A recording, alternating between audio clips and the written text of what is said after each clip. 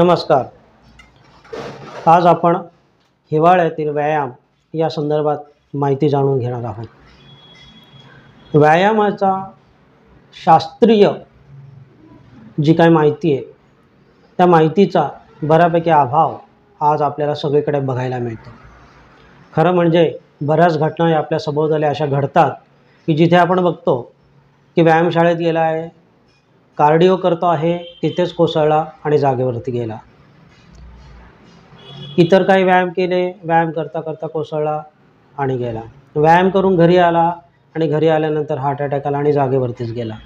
म्हणजे मित्रांनो, हे व्यायाम करताना अशा पद्धतीचा जो हृदयविकार येतो ज्याला मॅसिव्ह हार्ट अटॅक आपण म्हणतो, ज्यामध्ये कंजेस्टिव्ह हार्ट फेल्युअर असं आपण थोडक्यात म्हणूया, तर ही कंडिशन आपल्याला बघायला मिळते. आणि या सगळ्यांमध्ये जर आपण बघितलं तर व्यायामाच्या शास्त्रीयतेचा अभाव हा आपल्याला या ठिकाणी बघायला मिळतो. तर चला बघूया आयुर्वेदाने व्यायामाबद्दल काय सांगितलं आहे. तर आयुर्वेदाच्या दिनचर्या यामध्ये प्रातःकाळी उठून व्यायाम करावा असे निर्देश हे आयुर्वेदाने दिलेले आहेत. मात्र तो व्यायाम करताना आयुर्वेदाने त्यामध्ये एक गोष्ट नमूद केलेली, ती म्हणजे ज्या वेळेला तुम्हाला घाम यायला सुरुवात होईल त्यावेळेला तुम्ही तुमची व्यायाम जे आहे, व्यायामाची जी प्रक्रिया किंवा क्रिया आहे ती आपण थांबवावी. म्हणजे याचा अर्थ काय, तर मॉडर्न फिजिओलॉजीचा थोडासा आपण जर विचार केला तर व्यायाम करताना तुमचा हार्ट रेट, तुमचा पल्स रेट आणि तुमच्या श्वासाची गती ही इतक्या प्रमाणामध्ये किंवा इतक्या संतुलित अवस्थेमध्ये येते आणि तुमच्या शरीराचं तापमान, ज्याला आपण बॅसल टेम्परेचर म्हणतो, हे ह्या पातळीला येतं की जिथे तुमच्या शरीरामध्ये तुमच्या शरीराच्या तापमानाला थंड करण्यासाठी तुमच्या शरीरामधली जी स्वेद प्रवृत्ती आहे ती त्या ठिकाणी व्हायला लागते आणि तिथे आपण व्यायाम थांबवावा असं आयुर्वेदाने त्यात सांगितलं आहे. कारण यापुढे अधिक शरीराचं वाढणारं तापमान, यापुढे अधिक वाढणारी श्वासाची, नाडीची आणि हृदयाची गती हीच ह्या हृदयाच्या बंद पडण्याला प्रामुख्याने कारणीभूत ठरत असते. आणि म्हणून एक गोष्ट आपण नक्की लक्षात घ्या की व्यायाम करताना ही व्यायामाची शास्त्रीयता आपण नक्कीच समजून घेतली पाहिजे. दुसरी महत्त्वाची चूक जी व्यायाम करताना घडत असते ती म्हणजे ज्या वेळेला लोक व्यायामशाळेमध्ये जातात, आतमध्ये गेल्या गेल्या कुठल्याही प्रकारचं प्री वर्कआउट ज्याला आपण म्हणूया अशा पद्धतीचं कुठलंही एक्सरसाइज न करता सरळ ट्रेडमिलचं बटन दाबतात किंवा सरळ पद्धतीने त्या सायकलवरती जाऊन चढतात आणि व्यायामाला सुरुवात करतात किंवा कार्डिओ ज्याला आपण म्हणूया, हृदयाचा जो विशिष्ट प्रकारचा व्यायाम आहे याला ते सुरुवात करतात आणि ह्याच ठिकाणी घात होत असतो. आणि म्हणून ज्यावेळेला तुम्ही व्यायामाला सुरुवात करणार असाल त्यावेळेला त्याच्या आधीची जी प्री एक्सरसाइज ज्याला आपण म्हणूया, तर हे किंवा वॉर्मअप ज्याला आपण म्हणतो, तर अशा पद्धतीचं वॉर्मअप आपण आपल्या शरीराच्या बाबतीत करायला पाहिजे.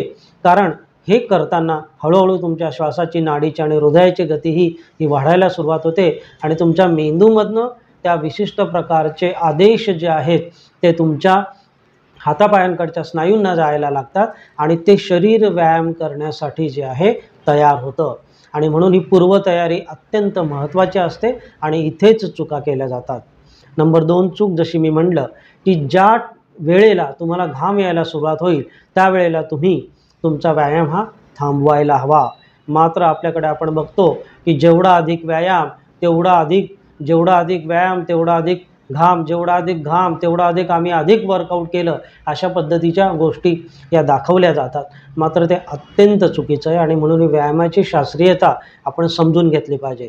फिजिओलॉजी बिहाइंड द एक्सरसाइज हे जर आपल्याला कळलं तर आपल्या लक्षात येईल की व्यायाम शास्त्रीयतेने करणं किती नितांत गरजेचं असतं.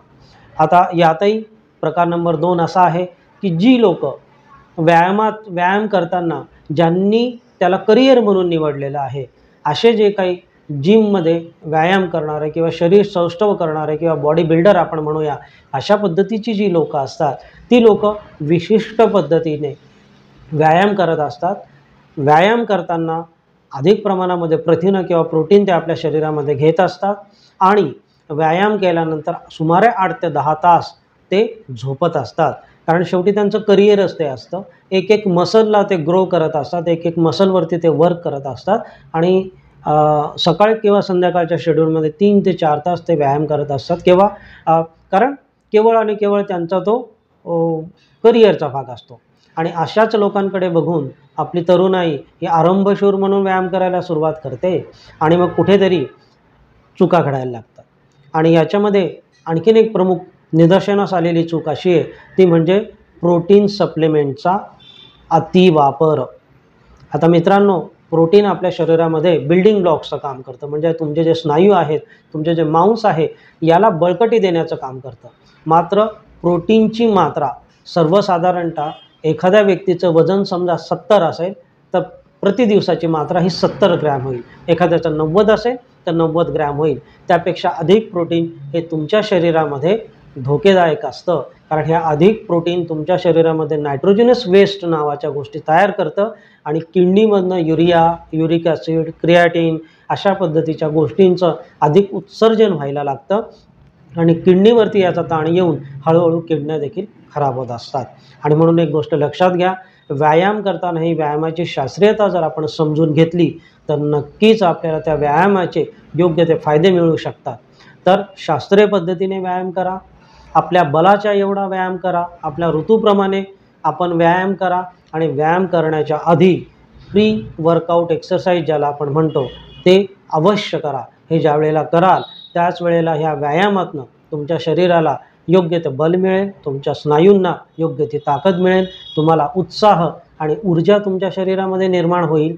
आणि सगळ्यात महत्त्वाचं म्हणजे या व्यायामाचं सातत्य ठेवा.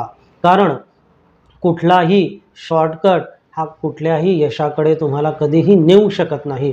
आणि म्हणून व्यायाम करताना तुम्हाला ती सचोटी पाहिजे, व्यायाम करताना तुम्हाला ती चिकाटी पाहिजे. तर हे तुम्ही करू शकत असाल तरच अशा गोष्टी करा. सप्लिमेंट घेऊन कुठल्याही पद्धतीने तुम्ही बॉडी बिल्डर होऊ शकत नाही. हे वादातीत आणि सूर्यप्रकाशात स्वच्छ आहे. त्यामुळे तुम्हा सगळ्यांना माझी विनंती आहे की योग्य पद्धतीने मार्गदर्शन घ्या आणि मार्गदर्शन घेऊन आपली जेवढी ताकद आहे, आपलं जेवढं बल आहे त्याचप्रमाणे व्यायाम करा. धन्यवाद.